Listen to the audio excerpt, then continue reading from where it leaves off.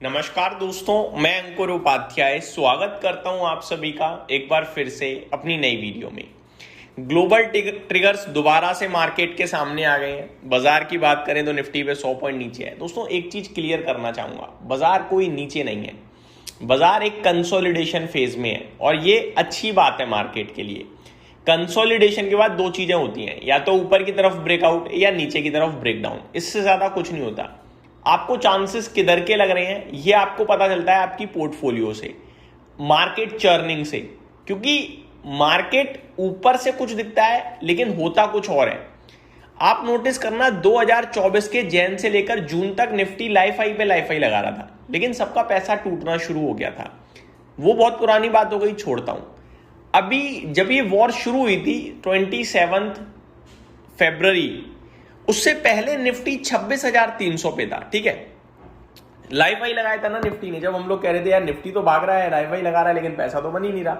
मैं एग्जैक्टली आपको डेट भी बताना चाहूंगा। मैं यहाँ पे देख पा रहा हूँ, मेरे को एक सेकंड का समय लगेगा। हाँ जी, ये आप देखें यहाँ पे अगर तो 26,341 3 फरवरी को निफ्टी ने लगाया है, जो कि इसका लाइफ हाई है 26,341 का। ठीक है जी, लेकिन क्या किसी का पैसा बन रहा था? सॉरी, 373 का लाइफ है, ये मैंने 341 बताया आपको, तो उसी के आसपास होगा तभी।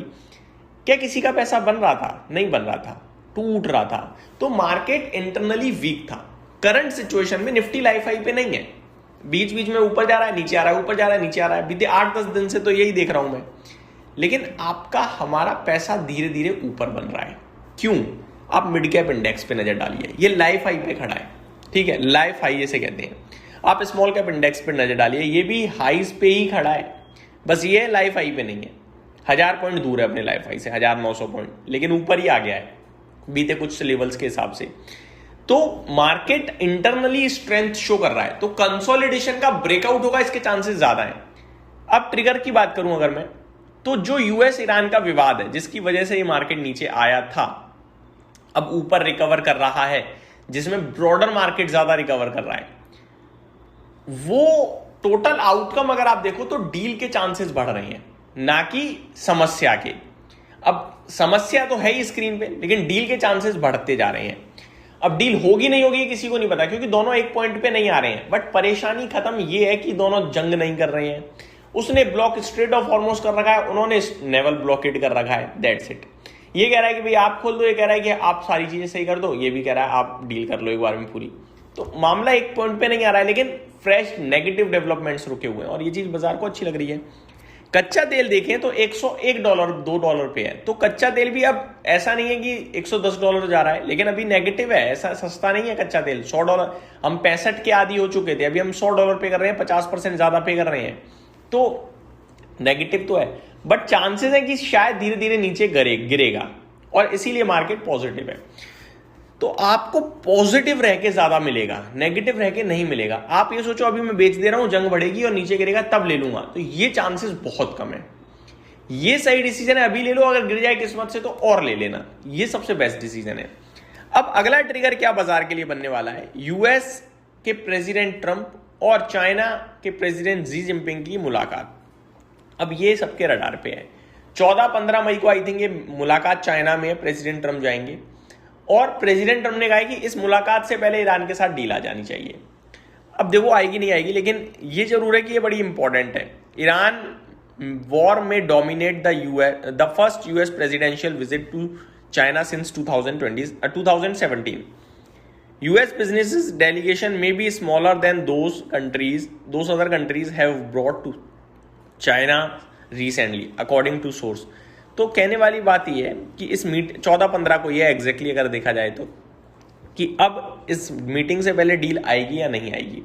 और कच्चे तेल की बात करूं अगर मैं आप सभी के साथ, तो $101 प्रति बैरल पे है, कोई ज्यादा खास तेजी नहीं है।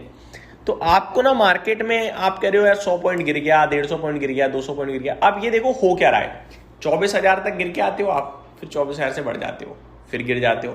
तो 24,000 से 200 पॉइंट ऊपर हो जाता है बाजार, तो हम खुश कि तेजी हो गई, लेकिन वहीं से 200 पॉइंट गिर जाता है तो हम दुखी, लेकिन लेवल तो वही है अभी भी।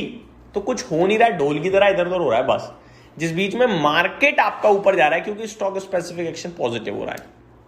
तो ये चीज आपके लिए बड़ी इंपॉर्टेंट थी, जो मेरी तरफ से शेयर करना था मैंने कर दी है। अब बढ़ते हैं आगे स्टॉक्स की तरफ। रिजल्ट सीजन चल रहा है, काफी सारे नंबर्स आ रहे हैं। मैं आपको बताना चाहूंगा Acme Solar, Biocon, Parag milk, Vikram Solar, Route Mobile, Shakti pumps, Alldigi technologies, NRP bearing, ये कुछ स्टॉक्स इन्होंने कल नतीजे पोस्ट करे हैं, आज नतीजे पोस्ट करे हैं। ल्यूपिन, ब्रिटानिया, और आज आपको नीचे दिख रहे हैं।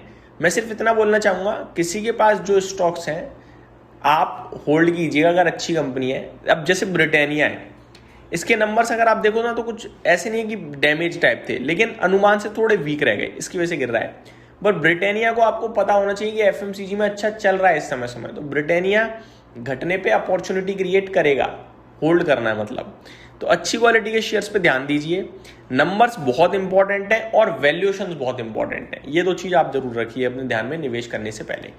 यही समाप्त करता हूं इस वीडियो को। Thank you so much for watching this video. Have a great day guys.